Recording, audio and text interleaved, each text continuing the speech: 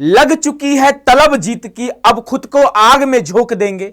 ठोकरें कहती है मारा जाएगा, हौसले कहते हैं देख लेंगे। नमस्कार, स्वागत है आप सभी का एनसीईटी बोले तो एनसीईटी कॉन्सेप्ट पर। प्यारे बच्चों, एनसीईटी 2026 का फॉर्म आउट हो चुका है। आप सभी को पता होगा एग्जाम जो डेट है वह 17 अप्रैल को यहाँ पे एग्जाम होने वाले हैं। यानी हमारे पास जो टाइम बचा हुआ है मात्र 2 महीने का टाइम बचा हुआ है। इन 2 महीनों में हम लोगों को एक प्रॉपर गाइडेंस में कंप्लीट तैयारी करनी होगी। उससे पहले आप सभी को बता दें, यहां पे आप सभी को एनसीईटी के बारे में ऑल अबाउट इंफॉर्मेशन देने जा रहे हैं। आपके बच्चे यहां पे प्रिपरेशन से लेकर आपके यूनिवर्सिटी में एडमिशन तक पूरा डिटेल में बात करेंगे।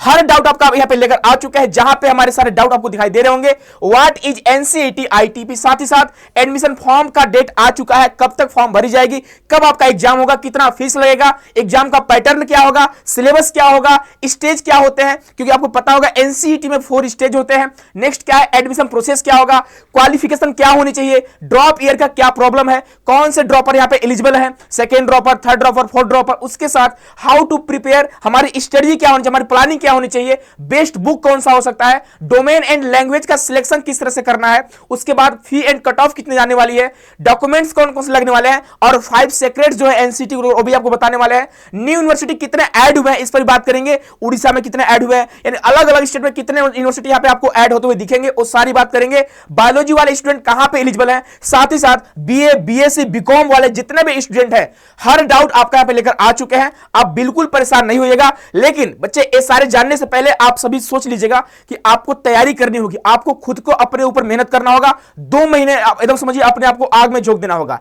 इसलिए आप सभी के लिए, आप सभी को पता होगा कि हम लोग तैयारी भी करवाते हैं। अगर आप एनसीईटी की बेहतरीन तैयारी करना चाहते हैं एकदम जीरो से, अगर आप लोग कुछ भी नहीं पढ़े हैं, एनसीईटी के बारे में आपको कुछ भी नहीं पता है, तो आप बच्चे टारगेट बैच को ज्वाइन कर सकते हैं। यहां पर बेसिक से एकदम शुरुआत से एकदम जीरो से आपकी तैयारी स्टार्ट करी जा रही है। जो बच्चे तैयारी करना चाहते हैं, आप हमारे ऐप को डाउनलोड करिएगा।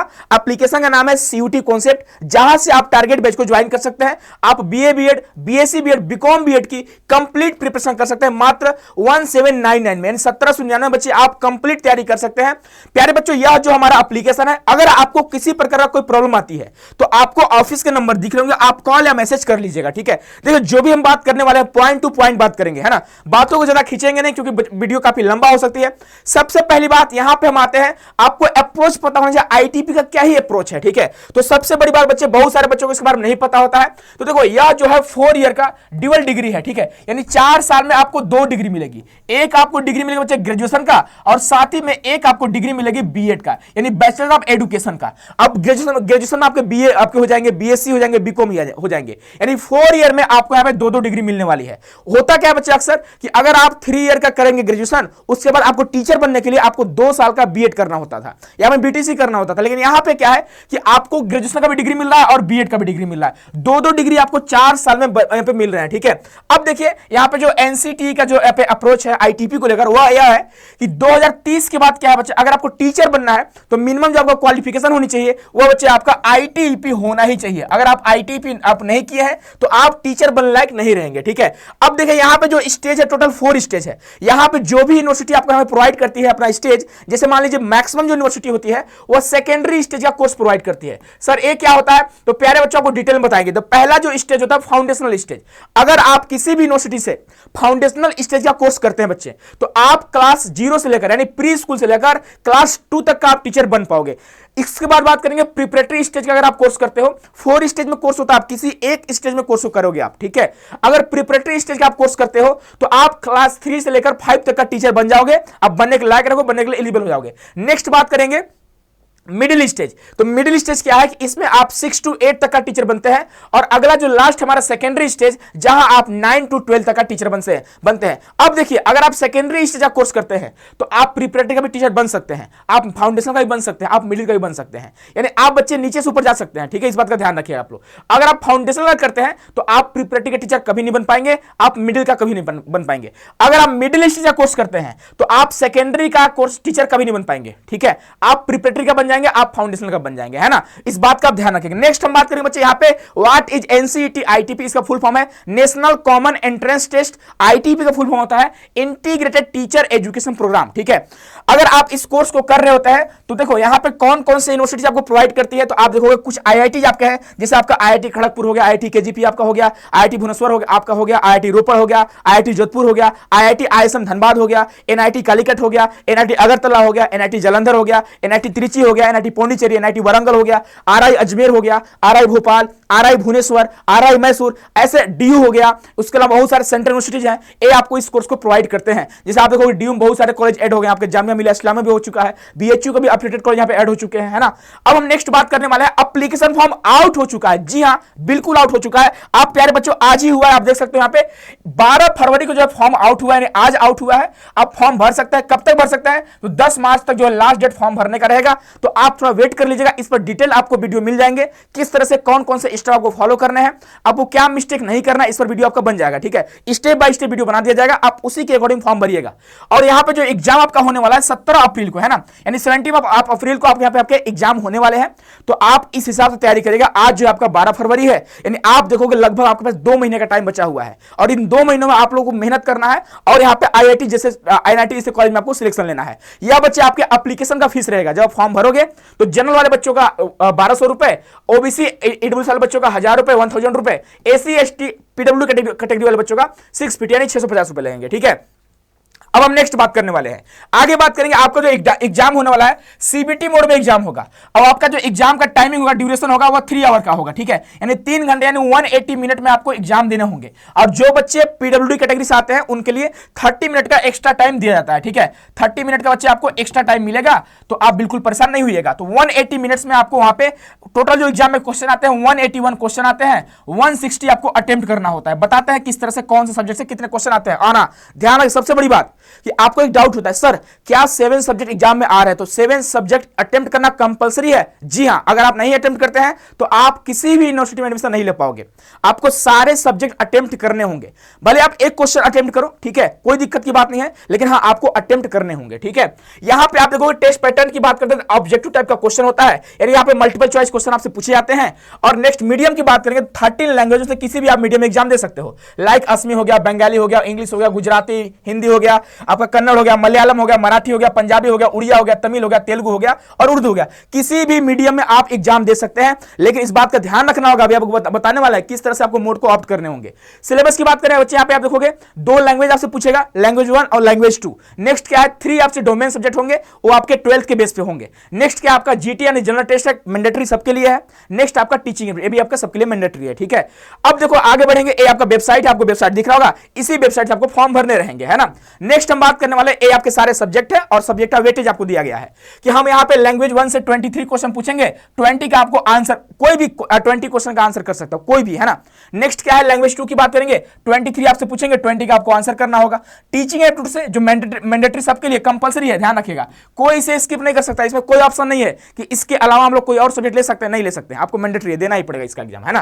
देखो टीचिंग में 23 क्वेश्चन पूछेंगे, 20 का आपको आंसर करना होगा। जीटी में जनरल टेस्ट में 28 पूछेंगे, 25 का आंसर करना होगा। Domain 1, domain 2, domain 3, 28 question every domain आपके रहेंगे, 25 का आपको आंसर करना होता है। टोटल जो आपके एग्जाम में आएंगे 181 क्वेश्चन आएंगे, 160 आपको अटेम्प्ट करना होगा। और 160 में अगर जो बच्चा 100 के आसपास अटेम्प्ट कर लेता है सही क्वेश्चन, तो मुझे लगता है उसका सिलेक्शन हो जाएगा, ठीक है, और हो ही जाता है, अक्सर ऐसा होता है। नेक्स्ट हम बात करेंगे प्यारे बच्चों, यहां पे डिटेल में बता दिया गया है कि सेक्शन 1 में 38 लैंग्वेज रहेंगे, किसी भी आप लैंग्वेज को ले सकते हो। यहां पे 2 लैंग्वेज आपको लेना होता है, आप 2 लैंग्वेज का एग्जाम दे रहे होंगे। नेक्स्ट क्या है, यहां पे इच डोमेन से 23 क्वेश्चन पूछेंगे, 20 का आपको आंसर करना होगा। सेक्शन 2 क्या है बच्चा, आपका डोमेन स्पेसिफिक सब्जेक्ट, यानी कि आप अपने 12th स्टैंडर्ड का जो आपका सिलेबस होता है, जो भी आपका सब्जेक्ट होते हैं, उसी को ऑप्ट करने वाला, उसी का एग्जाम देते हैं। अगला है जनरल टेस्ट और एक आपका टीचिंग एप्टीट्यूड, ये सबके लिए मैंडेटरी होता है, इस पर हम लोगों ने वीडियो बना रखा है, ठीक है। नेक्स्ट अब देखो यहाँ पे, अगर आपके एक क्वेश्चन सही होंगे तो आपको 4 मार्क्स मिलेंगे, ठीक है, और अगर एक क्वेश्चन गलत होगा तो आपके 5 मार्क्स चले जाएंगे। अब देखिए जो एनटीए बोलता है कि -1 आपका जाएगा, नहीं भाई, हमारा सही वाला भी तो गलत हो जा रहा है, यानी जो हमको 4 मार्क्स मिलने वाले तो वो भी तो नहीं मिल रहा है, यानी यहां पे आपके 5 नंबर चले जाएंगे। ध्यान रखें, एक क्वेश्चन गलत होने पर आपके 5 नंबर जाएंगे, एक क्वेश्चन सही होगा आपके 4 मार्क्स मिलने वाले हैं, ठीक है। नेक्स्ट हम लोग आगे बात करेंगे बच्चे, अगला जो हमारा यहाँ पे ये आपको लैंग्वेज का बच्चे दिख रहा होगा, 38 लैंग्वेज में 38 लैंग्वेज में से कोई भी आप 2 लैंग्वेज ले सकते हो, ठीक है। आप दोनों चाहो तो हिंदी भी ले सकते हो, आप दोनों चाहो इंग्लिश भी ले सकते हो, आप उड़िया ले लो, इंग्लिश ले लो, ठीक है। आप उड़िया के साथ पंजाबी लेना, पंजाबी ले सकते हो, लेकिन उड़िया वाला बच्चे तो पंजाबी में कंफर्टेबल होंगे नहीं, उड़िया वाला बच्चे उड़िया लेंगे, साथ साथ इंग्लिश ले लेंगे। आप पंजाबी ले लो, इंग्लिश ले लो, आप पंजाबी ले लो, हिंदी ले लो, कोई भी आप 2 लैंग्वेज ले सकते हैं, ठीक है। लेकिन आप देखिएगा कि किस यूनिवर्सिटी में कौन सा लैंग्वेज डिमांड करता है। एएमयू की बात करें, इंग्लिश कंपलसरी है। अगर हम उर्दू यूनिवर्सिटी की बात करें, उर्दू कंपलसरी है। संस्कृत यूनिवर्सिटी की बात करें, संस्कृत कंपलसरी है। इस बात का ध्यान रखिएगा, ठीक है। कुछ आपके यहाँ पे है कॉलेज जहां पे आपको सारे सब्जेक्ट लेने ही पड़ते हैं। नेक्स्ट हम बात करें, आपके सारे लैंग्वेज, कोई भी आप 2 लैंग्वेज ले सकते हो। ये आपका डोमेन सब्जेक्ट है। डोमेन सब्जेक्ट को आपको बच्चे अपने सब्जेक्ट के अनुसार चुनना होगा। जो आपका कोर्स होगा, लाइक आपका बीए बीएड है, तो आप देख लीजिएगा कि आपको ह्यूमैनिटीज के लेना है कि आपको पीसीएम के लेना है। उसमें हमने वीडियो बना रखा है। सब्जेक्ट कॉम्बिनेशन के ऊपर डिटेल में बात की है इससे पहले वाली वीडियो में। आप जाइएगा, उस वीडियो को देखे बिना आप फॉर्म नहीं भरिएगा। इस बात का ध्यान रखिए, क्योंकि बहुत सारे बच्चे यहाँ पे गलती करते हैं। आप अच्छा स्कोर भी कर लेते हो, लेकिन यहाँ पे सब्जेक्ट कॉम्बिनेशन आपके इनकरेक्ट होते हैं, आप मिस्टेक कर देते हो, आप गलतियां करते हो, जिसकी वजह से आपका एडमिशन नहीं हो पाता है। तो इस बात का बच्चे आप ध्यान रखिएगा, ठीक है। नेक्स्ट हम बात करेंगे, आपके डोमेन सब्जेक्ट ही है। और लास्ट जो हमारा है 2 मैंडेटरी सब्जेक्ट है, जो सबको लेना ही पड़ता है। सारे स्ट्रीम वाले बच्चों को पढ़ना पड़ता है, चाहे आपका कॉमर्स है, चाहे आप साइंस वाले हैं, चाहे आप आर्ट्स वाले हैं। तो इस बात का आप ध्यान रखिएगा। नेक्स्ट हम बात करेंगे बच्चे, यहाँ पे आपके मीडियम है। अगर इंग्लिश मीडियम की बात करेंगे तो ऑल एग्जामिनेशन सेंटर पर आपको इंग्लिश देखने को मिलेंगे। अगर इंग्लिश एंड हिंदी की बात करें तो जितने भी इंडिया में सेंटर, हर जगह आपको इंग्लिश एंड हिंदी देखने को मिलेंगे। लेकिन जब आप फॉर्म भरोगे ना, उस टाइम पे आपको अगर इंग्लिश चाहिए तो आप इंग्लिश नहीं भरिएगा, आप हिंदी भर दीजिएगा, तब आपको जाकर इंग्लिश मिलेगा। इंग्लिश सबको मिलेगा, इस बात का ध्यान रखिएगा। तो जब फॉर्म भर रहे हैं तो आपको मैंडेटरी नहीं है कि आप इंग्लिश मोड ही आप सिलेक्ट करिए, ऐसा कुछ भी नहीं है, ठीक है। जैसे मान लीजिए आपको उड़िया और इंग्लिश दोनों में चाहिए, तो आप उड़िया सिलेक्ट करिएगा, तब आप जाकर आपको इंग्लिश मिलेंगे। अगर आप इंग्लिश करोगे तो उड़िया आपको नहीं मिल पाएगा, ठीक है। इस बात का आप ध्यान रखिएगा, है ना। नेक्स्ट हम बात करें बच्चे, यहाँ पे आप देख सकते हो, ये आपके डोमेन सब्जेक्ट है, ये आपके लैंग्वेज सब्जेक्ट है, ये आपके टीचिंग एप्टीट्यूड है। तो आप देख लीजिएगा किस तरह से आपको सब्जेक्ट कॉम्बिनेशन ऑप्ट करने हैं। हमने वीडियो बना रखा है, डिटेल बनाया है, आप उस वीडियो को जाकर जरूर देखना, ठीक है। इससे पहले वाले वीडियो में आपको पता चल चुका होगा, है ना। नेक्स्ट हम बात करेंगे एडमिशन प्रोसेस का। देखो एडमिशन प्रोसेस की बात है, सिंपल सा प्रोसेस है कि बच्चे आप क्या होता है, एनसीटी का फॉर्म भरते हो। सबसे बड़ी बात, आप एनसीटी का फॉर्म भरोगे। एनसीटी का फॉर्म भरने के बाद होता क्या बच्चे कि लगभग 1 महीना आपके फॉर्म का टाइम रहेगा। उसके बाद जब एग्जाम आपका होने, जैसे आपका 17 अप्रैल को एग्जाम है, ठीक है, तो 17 अप्रैल से पहले क्या होगा, आपका यहाँ पे एडमिट कार्ड आएगा। लगभग 1 वीक पहले या फिर 4 दिन पहले आपका यहाँ पे एडमिट कार्ड आएगा। एडमिट कार्ड आप प्रिंट कराओगे, प्रिंट करा के बच्चे आप क्या करोगे, अपने सेंटर पे जाओगे। एडमिट कार्ड पे आपका सेंटर होगा और आपका सिटी बताया रहेगा। इससे पहले सिटी इंटीमेशन स्लिप आती है, उसमें बताया होता है किस सिटी में आपका एग्जाम जाने वाले हैं। तो आपको वहां पे डेट होगा, आपका वेन्यू मेंशन होगा, कहां पे आपको जानी है। आप जाओगे एग्जाम देने, आप एग्जाम दे देंगे, ठीक है। एग्जाम देके आप घर वापस लौटेंगे। अब क्या हुआ, कुछ दिनों बाद, हो सकता है 1 महीने बाद, आपको यहाँ पे आंसर की देखने को मिलेगी, है ना। हो सकता है इसका आंसर की देखने को मिलेगी, ठीक है। और आंसर की के बाद क्या होता है, 2-3 दिन बाद या फिर 1 दिन बाद यहाँ पे तुरंत आपको यहाँ पे एनसीईटी का रिजल्ट आपको देखने को मिल जाएंगे। अब आपके पास रिजल्ट को हम लोग बोलते हैं स्कोर कार्ड। क्या बोलते हैं, इसको हम लोग बोलते हैं स्कोर कार्ड। यानी आपका रिजल्ट आ जाएगा, आपका स्कोर कार्ड आ जाएगा, ठीक है। अब क्या होगा, जब आपका स्कोर कार्ड आ जाएगा तो जितने भी यूनिवर्सिटी है वो क्या करते हैं, अपना काउंसलिंग पोर्टल ओपन करती हैं। अलग अलग यूनिवर्सिटी का अलग अलग वेबसाइट होता है, ठीक है। तो आपको अगर मान लीजिए डीयू में एडमिशन लेना है तो आपको डीयू के पोर्टल पे जाके आपको करना होगा रजिस्ट्रेशन। अब रजिस्ट्रेशन जब करोगे आप कि हाँ मैं इंटरेस्टेड हूं डीयू में, लेकिन आप ध्यान रखिए, जब फॉर्म भरोगे आप, उस टाइम पे आपको यूनिवर्सिटी का सिलेक्शन करना होगा कि आप कौन से यूनिवर्सिटी को टारगेट कर रहे हो, अन्यथा आप एडमिशन नहीं ले पाओगे। क्योंकि जो यूनिवर्सिटी होती है 2 तरह से काउंसलिंग कराती है, एक क्लोज काउंसलिंग होता है, एक आपका ओपन काउंसलिंग होता है। क्लोज काउंसलिंग मींस जब आप फॉर्म भरोगे उस टाइम पे क्या आपने उस यूनिवर्सिटी को सिलेक्ट किया है, अगर सिलेक्ट किया है तो आप वहां पे एलिजिबल हो। मैक्सिमम जो यूनिवर्सिटी होती है क्लोज काउंसलिंग कराती है। ओपन काउंसलिंग क्या होता है, मान लीजिए आप फॉर्म भरते टाइम, जैसे मान लीजिए आप महात्मा गांधी अंतरराष्ट्रीय हिंदी विश्वविद्यालय वर्धा को आप सिलेक्ट नहीं किए हैं, अगर वो क्लोज काउंसलिंग कराता है तो आप तो एडमिशन नहीं ले पाओगे। ओपन काउंसलिंग कराता है तो आप ले लोगे। जैसे मान लो डीयू को, तो डीयू आपने सिलेक्ट नहीं करा है, लेकिन जब डीयू अपना काउंसलिंग पोर्टल ओपन करेगी तो वो बोलेगी ना कि हम आपसे क्लोज काउंसलिंग करवा रहे हैं। क्लोज काउंसलिंग मतलब कि जब फॉर्म भरते टाइम आपने सिलेक्ट करा है कि नहीं करा, आप लोग नहीं करे हैं तो आप एलिजिबल नहीं रहोगे। अगर ओपन काउंसलिंग कराएंगी तो आप एलिजिबल हो जाओगे। लेकिन यहां पे लगभग 90% ऐसे यूनिवर्सिटीज हैं जो यहां पे क्लोज काउंसलिंग कराती हैं। कुछ यूनिवर्सिटी आपको मौका देती है, तो फॉर्म भरते टाइम आप इस बात का विशेष ध्यान रखिएगा, सारे यूनिवर्सिटी का आप सिलेक्शन करिएगा, ठीक है। तो अब क्या होगा, आपका पे स्कोर कार्ड आ जाएंगे। अब अलग अलग यूनिवर्सिटी पे होगा क्या कि वो अपना जो है एडमिशन पोर्टल, हो सकता है बहुत सारे यूनिवर्सिटी पे गूगल फॉर्म बच्चे अपना लाती है, ठीक है। बहुत सारे ऐसे यूनिवर्सिटी है जो यहाँ पे गूगल फॉर्म आपसे भरवाती है कि आप हमारे यहाँ इंटरेस्टेड है, तो एक काम करिए, आपको क्यूआर कोड देती है, बोलती है आप 600 रुपए, 800 रुपए, 1000 रुपए पेमेंट करिए और आप गूगल फॉर्म को भर दीजिए ताकि आपका डाटा हमारे पास आ जाए, आपका स्कोर कार्ड आ जाए, आपका एडमिट कार्ड आ जाए, हर चीज आपका इंफॉर्मेशन मिल जाए और आप हमारे यहाँ एलिजिबल हो जाए। ठीक है, तो फिर क्या होता है, जो गूगल फॉर्म आपका आएगा, गूगल फॉर्म भरोगे, कुछ दिनों बाद वो यूनिवर्सिटी अपने पोर्टल पे क्या करती है, एक मेरिट लिस्ट जारी करती है। आपका नाम आया, आप चेक करना, अगर आया तो आप वहां पे ऑनलाइन पेमेंट करके सीट फिक्स कर सकते हो। ठीक है, अगर नहीं आया तो आप नेक्स्ट यूनिवर्सिटी का वेट करोगे कि भाई आईआईटी खड़गपुर कब अपना ओपन करेगा,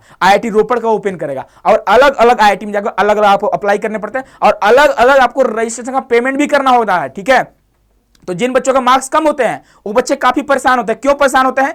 क्योंकि वहां पे लगभग 10,000 के आसपास बच्चों को यहाँ पे पेमेंट करने पड़ जाते हैं, क्योंकि यहाँ पे एक यूनिवर्सिटी में सिलेक्शन नहीं होता है तो अगला आप टारगेट करोगे, उसमें पेमेंट कर दिया। और ये जो फीस होता है ना, एप्लीकेशन फीस, सॉरी जो काउंसलिंग फीस होता है, नॉन रिफंडेबल होता है, रिफंड नहीं होता है। तो अगर आपके अच्छे स्कोर आ रहे हैं तब तो कोई दिक्कत की बात नहीं है। आप किसी भी 2-3 यूनिवर्सिटी को टारगेट करना, वहां पे मेरिट लिस्ट आएगी, आपका नाम आएगा, आप पेमेंट करोगे, जो भी पेमेंट फिक्स सीट फिक्स करने का पेमेंट होगा 10,000 5,000 होते हैं, आप पेमेंट करोगे, आपका यहाँ पे एडमिशन कंफर्म हो जाएगा। इस बात का आप ध्यान रखें। तो ये बच्चा आपका क्या होता है, काउंसलिंग का प्रोसेस रहता है, एडमिशन का प्रोसेस रहता है। ठीक है, आप जाओगे, फिर यूनिवर्सिटी में आपका डॉक्यूमेंट का वेरिफिकेशन होगा और कुल मिलाकर आपका एडमिशन हो जाएगा। अब देखिए प्यारे बच्चों, क्वालिफिकेशन की बात करते हैं। ठीक है, तो क्वालिफिकेशन में देखो, एजुकेशनल क्वालिफिकेशन में बोला क्या गया है कि आपका 10+2 होना चाहिए, यानी आपका 12th यहाँ पे या तो अपीयरिंग में रहे या फिर 12th पास रहे, तब आप हमारे यहाँ एलिजिबल हो। और अगर हम एज लिमिट की बात करेंगे तो एनटीए की तरफ से एनसीईटी के लिए कोई भी एज लिमिट के बारे में बात नहीं करा गया, लेकिन जब आप यूनिवर्सिटी में जाओगे एडमिशन लेने तो वो यूनिवर्सिटी आपसे एज लिमिट की डिमांड करती है। तो अलग अलग यूनिवर्सिटी का यहाँ पे एज लिमिट क्राइटेरिया अलग अलग है। ठीक है, तो इस बात का ध्यान रखिएगा आप लोग, है ना। जनरली क्या होता है, जो बच्चे लगभग जो 12th अपना 24 में किए हैं, 25 में किए हैं, है ना, 26 में कर रहे हैं, वो बच्चे अक्सर यहाँ एलिजिबल हो जाते हैं। ठीक है, अब दिक्कत उन बच्चों को आती है जो 2022 से 2021 से पहले 12th किए रहते हैं, है ना, उनको थोड़ा दिक्कत है, बाकी किसी को कोई दिक्कत नहीं है। और सिंपली क्या है कि आपका एजुकेशनल क्वालिफिकेशन की बात करें तो आपका 12th अपीयरिंग होनी चाहिए या 12th पास होनी चाहिए, और मिनिमम जो मार्क्स होना चाहिए वह SC/ST वाले बच्चों का 45% और OBC वाले बच्चों का 50% और EWS वाले बच्चों, जनरल वाले बच्चों का 55% होता है। ये आपके 12th मार्क्स इतना होना चाहिए। ठीक है, नेक्स्ट हम बात करेंगे प्यारे बच्चों, यहाँ पे टोटल यूनिवर्सिटी की बात करें तो 223 यूनिवर्सिटी यहां पे शामिल हो चुकी है टोटल जो है। और सीटों की संख्या की बात करेंगे तो 16,900 लगभग सीट यहां पे आपको इस बार जो है बच्चे आपको एनसीईटी में आईटी पे भी देखने को मिलेंगे। बहुत सारे यूनिवर्सिटी यहां पे ऐड हो चुके हैं। 5 आपका आईआईटी है, 6 आपके एनआईटी है, 4 आपके आरआई है, डीयू के 7 कॉलेज आपके ऐड हो चुके हैं। दिल्ली में भी आपका और कॉलेज है, डॉक्टर भीमराव अंबेडकर हो गया, आपका इग्नू हो गया, इग्नू भी ऐड हो चुका है, इंद्रप्रस्थ यूनिवर्सिटी आपका ऐड हो चुका है। उसके अलावा बहुत सारे सेंट्रल यूनिवर्सिटी यहां पे ऐड हुए हैं। आप देखोगे सेंट्रल साउथ बिहार ऐड हो चुका है, बिहार के बहुत सारे यूनिवर्सिटी ऐड हुए हैं। आप देखोगे यहाँ पे यूपी में बहुत सारे यूनिवर्सिटी ऐड हुए हैं। बीएचयू का एफिलिएटेड जो वोमेंस कॉलेज है वो भी यहाँ पे ऐड हो चुका है। इलाहाबाद यूनिवर्सिटी आपका ऐड हो चुका है, जामिया मिलिया इस्लामिया आपका ऐड हो चुका है। बहुत सारे यूनिवर्सिटी में ऐड हो चुके हैं। ठीक है, तो बच्चे अगर देखो आप टारगेट कर रहे हो, आपको एक सीट चाहिए तो आपको 2 महीने खुद के ऊपर काम करनी पड़ेगी। आप काम किस तरह से करोगे, आपको सेल्फ स्टडी करना है, किस तरह से तैयारी करना है, वो आपको खुद डिसाइड करना होगा कि आप किसमें कंफर्टेबल हो। क्या आप खुद से पढ़ सकते हो, खुद से आप एग्जाम दे सकते हो, क्या आप खुद से क्रैक कर सकते हो। अगर नहीं क्रैक कर सकते बच्चे तो आप सभी के लिए यहां पे एनसीडी कॉन्सेप्ट की तरफ से टारगेट बेस लाया गया है। आप टारगेट बेस को ज्वाइन करके भी आप तैयारी कर सकते हैं। ठीक है, जहां बहुत ही कम फीस में, बाकी काफी एफोर्डेबल फीस है, आप एफोर्ड कर सकते हो, बहुत कम फीस है, आपका प्रॉपर गाइड करा जाएगा, आप यहां पे तैयारी कर सकते हैं। प्यारे बच्चों नेक्स्ट हम आगे बढ़ते हैं और भी चीजें आपको पता है, बहुत सारी चीज। अब देखो ड्रॉप ईयर के बारे में बात करते हैं। ड्रॉप ईयर के बारे में मैक्सिमम बच्चे परेशान वहां पे होते हैं, आईआईटी में होते हैं। ठीक है, तो यहां पे आप देखोगे अगर आईआईटी केजीपी को छोड़ दें, ठीक है, आईआईटी आपका केजीपी हो गया यानी खड़गपुर हो गया, और इसके अलावा आईआईटी आपका जोधपुर हो गया, आईआईटी जोधपुर है। ये क्या बोलती है कि हमारे यहां सेकेंड ड्रॉपर अलाउड नहीं है। ये क्या बोलते हैं आपका 12th या तो 25 में होना चाहिए, 25 में या 26 में होना चाहिए। एक कौन बोलते हैं, 2 ही आईआईटी हैं। उसके बाद जो बच्चे आपका आईआईटी की बात करें तो आईआईटी एक आपका क्या है, रोपड़ है। ठीक है, आईआईटी रोपड़ हो गया। उसके अलावा बच्चे आपका आईआईटी भुवनेश्वर BBSR हो गया, भुवनेश्वर हो गया। उसके बाद आपका धनबाद वाला हो गया, आईआईटी ISM धनबाद हो गया। ये क्या बोलती है कि हमको ड्रॉप ईयर से मतलब नहीं है, आप एज क्राइटेरिया को फॉलो कर रहे हैं कि नहीं कर रहे हैं। ठीक है, तो एज डिमांड करती है कि आप एज क्राइटेरिया को फॉलो कर रहे हैं तो कोई दिक्कत की बात नहीं है, आप हमारे एडमिशन ले सकते हो। और वही अगर एनआईटी की बात करते हैं बच्चे, तो एनआईटी कुछ एनआईटी है जो बोलती है कि आप यहां पे सेकेंड ड्रॉपर अलाउड है, या तो एनआईटी में सेकेंड ड्रॉपर अलाउड है। ठीक है, इस बात का ध्यान रखिएगा आप लोग, है ना। अब आरआई की बात करें तो आरआई, अब चाहे बच्चे आपका आरआई भोपाल हो गया, चाहे आपका भोपाल हो, प्यारे बच्चों चाहे आपका अजमेर हो, है ना, आपका अजमेर हो गया। उसके अलावा आपका आरआई भुवनेश्वर हो गया। ठीक है, आरआई आपका मैसूर हो गया। ये चारों आरआई में अगर आपको एडमिशन लेना है तो यहाँ पे सेकेंड ड्रॉपर अलाउड है, यानी आपका जो 12th होनी चाहिए वह प्यारे बच्चों कब तक का होना चाहिए, या तो 2024 हो, या तो 2025 हो या तो 2026 हो, तब जाकर आप यहां एलिजिबल हो। इससे पहले अगर आपने 12th करा है तो आप आरआई में एलिजिबल नहीं हो, ठीक है। अब डीयू की बात करें तो डीयू में भी लगभग सेम यही है कि आप सेकंड ड्रॉपर तो आप अलाउड हैं। अब देखिए जो बच्चे सोचेंगे सर मैं थर्ड ड्रॉपर हूं, मैं फोर्थ ड्रॉपर हूं, हमने 12th अपना 22 में करा है, 21 में करा है, तो बहुत सारे ऐसे यूनिवर्सिटीज हैं जो आपको मौका देगी जहां पे कुछ आपके सेंट्रल यूनिवर्सिटी भी शामिल है, ठीक है। अब प्राइवेट यूनिवर्सिटी आपको मौका तो देगी ही देगी, तो आप बिल्कुल परेशान नहीं होगा। जो बच्चे 2020 के बाद से अपना 12th पास कर रहे हैं, 2021 में किया है, 2022 में किया है, 23 में किया है, वो बच्चे यहाँ पे कुछ ना कुछ आपको जो यहाँ पे यूनिवर्सिटी आपको मौका देगी, तो आपको बिल्कुल परेशान नहीं होना। आप तैयारी करिए, कहीं ना कहीं आपका एडमिशन हो जाएगा। बहुत सारे इस बार यूनिवर्सिटी आपके ऐड हो रहे हैं, आपका एडमिशन ले लेंगे, वो अक्सर ले लेते हैं, ठीक है। अब नेक्स्ट बात करेंगे how to prepare for NCET. देखो एनसीईटी के लिए बहुत सारे बच्चे बोलते हैं सर सेल्फ स्टडी से मुझे सिलेक्शन लेना है। अब सेल्फ स्टडी क्या होता है, क्या आपका इसकी डिफिनेशन आपको पता है? सेल्फ स्टडी मतलब क्या होता है भाई? आपको मटेरियल चाहिए ना, आपको स्टडी मटेरियल, कंटेंट चाहिए, आपको मॉक टेस्ट चाहिए, आपको भाई ये सारी चीजें जब आपको मिलेंगी तब तो आप पढ़ोगे। पढ़ना तो बाबू आपको खुद से पड़ेगा, कोई भी कोचिंग वाला आपका सिलेक्शन नहीं दिला पाएगा। अब अलग बात है कि यहां से जो बच्चे पढ़ते हैं उनका सिलेक्शन होता है, नो डाउट, बहुत सारे हजारों की संख्या में बच्चों का सिलेक्शन हुआ है। आप किसी भी आईआईटी में जाओ, किसी भी एनआईटी में जाओ, कहीं भी जाओ, आरआई में जाओ, ड्यू जाओ, हर जगह आपको एनसीटी कॉन्सेप्ट के बच्चे देखने को मिलेंगे। हर 10 में से 8-9 बच्चे यहाँ पे एनसीटी कॉन्सेप्ट का ही होता है। वो बच्चे सेल्फ स्टडी ही किए रहते हैं, बस हम लोग गाइड करते हैं बच्चों को, गाइडेंस देते हैं, स्टडी मटेरियल देते हैं, एक सही डायरेक्शन देते हैं, राइट डायरेक्शन देते हैं, एक बेहतरीन कंटेंट देते हैं, मॉक टेस्ट देते हैं, बच्चे प्रैक्टिस करते हैं, जब तब जाकर उनका एडमिशन होता है। एडमिशन तो सेल्फ स्टडी से होती है। आपको हम कितना भी स्टडी मटेरियल दे दें, अगर आप सेल्फ स्टडी नहीं किए तो भाई आप खुद सोचो कैसे सिलेक्शन होगा, पॉसिबल ही नहीं भाई, है ना। तो इस बात का ध्यान रखिए। नेक्स्ट क्या है बच्चे, बेस्ट बुक की बात करते हैं। तो भाई एक लाइन में आपसे बोलेंगे, अगर आप डोमेन सब्जेक्ट पढ़ रहे हो तो आपको 12th का एनसीईआरटी पढ़ना है, बस चाहे आप जहां से पढ़े, आप खुद से पढ़िए, आप किसी टीचर का हेल्प लीजिए, आप ले सकते हैं। अगर हम लैंग्वेज की बात करें बच्चे, तो लैंग्वेज में कॉम्प्रिहेंशन, ग्रामर से क्वेश्चन आते हैं, तो कोई भी बुक फॉलो कर सकते हो आपको ना, कोई भी आप इसमें बुक फॉलो कर सकते हैं, कोई दिक्कत की बात नहीं है। बस आप पीवाईक्यू देख लेना एक बार, कहां से क्वेश्चन आए हुए हैं। अगर हम जीटी यानी जनरल टेस्ट की बात करें तो यहां पे आपसे जीके जीएस पूछी जाती है। इसका सिलेबस एकदम समुद्र जैसा है, ठीक है। आप इसका सिलेबस खुद से नहीं कर पाओगे, आप सेल्फ स्टडी से नहीं कर पाओगे।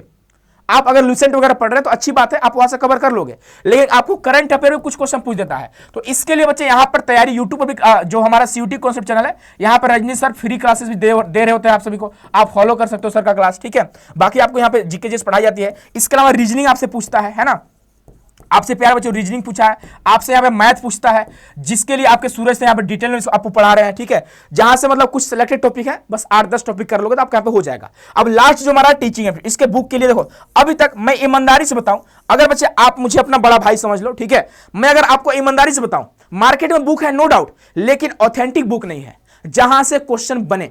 ट्रेंड के हिसाब से, जो क्वेश्चन का ट्रेंड है उसके हिसाब से कोई भी बुक अवेलेबल नहीं है।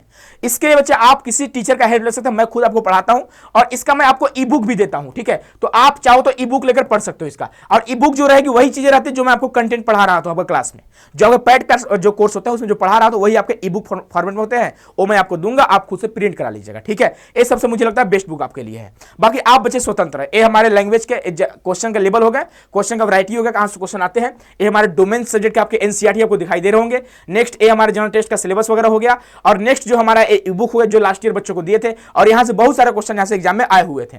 अब देखो बच्चे यहाँ पे डॉक्यूमेंट्स की बात करते हैं। जब आप फॉर्म भरोगे तो कौन कौन से डॉक्यूमेंट्स आपको लगेंगे, ठीक है। तो फॉर्म भरते टाइम देखो आपको कौन कौन से, तो आपका ईमेल आईडी आपको लगेगा, ठीक है। फॉर्म भरते टाइम की बात कर रहे हैं, मोबाइल नंबर आपका लगेगा, आधार कार्ड आपका अपडेटेड होनी चाहिए। ये नहीं कि आपके 12th के मार्कशीट में नाम कुछ और है, डेट ऑफ बर्थ कुछ और है, और आपके पे आधार कार्ड में कुछ और है, दोनों सेम होनी चाहिए, ठीक है। आपका फोटो भी विजिबल होनी चाहिए, दिखाई देनी चाहिए। ये नहीं कि एकदम पूरा 19वीं शताब्दी का फोटो खिंचवा लिया है, ठीक है, ऐसा नहीं होना चाहिए भाई। लगना चाहिए हाँ आप ही हो, ऐसा ना कि हड़प्पा सभ्यता खुदाई से निकले हो, ऐसा नहीं होनी चाहिए, ठीक है। नेक्स्ट क्या है, 10th और 12th का रिजल्ट चाहिए। अगर 12th अपीयरिंग है तो कोई बात नहीं, अपीयरिंग फॉर्म भर दीजिएगा आप, 10th का मार्कशीट आप अपलोड कर दीजिएगा। कास्ट सर्टिफिकेट सेंट्रल लेवल का चाहिए, अगर आपके पास अभी नहीं है तो अभी आप स्टेट लेवल का आप अपलोड कर दो। 1 महीने का टाइम आपके पास बचा हुआ है। कास्ट सर्टिफिकेट 10-15 दिन में बन जाती है, आज ही अप्लाई कर दो, आज तो भाई शाम हो चुका, कल अप्लाई कर दो आप लोग, ठीक है, जाकर अप्लाई कर दो। ए बहुत मैंडेटरी है, याद रखिएगा, सेंट्रल यूनिवर्सिटी में आपको एडमिशन लेने हैं तो ए आपका मैंडेटरी है, आपको सेंट्रल लेवल का देना ही पड़ेगा। बहुत सारे बच्चे इसको लेकर परेशान है, बन जाएगा 1 महीने के अंदर, कोई दिक्कत की बात नहीं है यहाँ पे, ठीक है। अगर नहीं बनता है तो आप काउंसलिंग टाइम ही दे सकते हो, अगर आपकी यूनिवर्सिटी वहां पे लेती है तो, है ना, मैक्सिमम यूनिवर्सिटी मौका देती है, ठीक है। नेक्स्ट क्या है, डोमिसाइल सर्टिफिकेट, ये आपको बाद में देना होता है, अभी नहीं देना है आपको, ठीक है। माइग्रेशन सर्टिफिकेट हो गया, लेटेस्ट इनकम सर्टिफिकेट हो गया, जब काउंसलिंग होती है तब आपको देना होता है। पासपोर्ट साइज फोटो आपको अभी अपलोड करना पड़ेगा। मेडिकल सर्टिफिकेट सीएमओ लेवल का, जो बच्चे पीडब्ल्यू कैटेगरी के आते होंगे उनको मेडिकल सर्टिफिकेट यहाँ पे अपलोड करना पड़ेगा। नेक्स्ट क्या है, physical fitness for IIT and NIT के लिए आपको फिजिकल फिटनेस सर्टिफिकेट बनवाना पड़ता है, जनरली बन जाता है, कोई दिक्कत की बात नहीं आती है। अभी आपको इसको नहीं करनी, एग्जाम के बाद जब एग्जाम हो जाएगा तब आपको इन सारी चीजों पर ध्यान देनी है। अंडरटेकिंग फॉर्म, देखिए अंडरटेकिंग फॉर्म क्या होता है, देखिए आपके पास कुछ डॉक्यूमेंट्स नहीं है, ठीक है, आप दावा करते हो कि हाँ मेरे पास है, मैं कुछ दिन में आपको दे दूंगा, तो यूनिवर्सिटी आपको मौका दे देती है, हाँ भाई एडमिशन ले लो, आप अंडरटेकिंग फॉर्म भरवा लो, ये आपका अंडरटेकिंग फॉर्म है, आप भर दो, आपके लिए क्लियर करोगे हाँ कि आप दोगे बाद में, ठीक है, तो आप क्लियर करते हो तो ये आपका अंडरटेकिंग फॉर्म होता है, बाद में आप दे रहे होते हैं। लेकिन डीयू जो है ना, डीयू सख्त है, इस पर डीयू एकदम सख्त करवाई रखता है। डीयू यहाँ पे, डीयू में सारे डॉक्यूमेंट्स आपको चाहिए, नहीं है तो आप प्रेफरेंस लिस्ट में नहीं आओगे, आपको एडमिशन नहीं मिल पाएगा, ठीक है। गैप सर्टिफिकेट, ये सबसे बड़ी समस्या है। सर कैसे बनेगा, तहसील से बनता है। आप किसी भी एडवोकेट को पकड़िए जो आपके कांटेक्ट में होंगे, या फिर आप तहसील में जाओ, किसी भी एडवोकेट को 100 200 300 रुपए देकर आप बनवा सकते हो गैप सर्टिफिकेट। अभी नहीं बनवाने हैं, जब काउंसलिंग होगा तो अभी आप बिंदास पढ़ाई लिखा करिए। एनसीटी के एग्जाम के बाद रिजल्ट आएगा तब जाकर आपको वहां पे बनवाना होगा, ठीक है, अभी नहीं बनवाना है।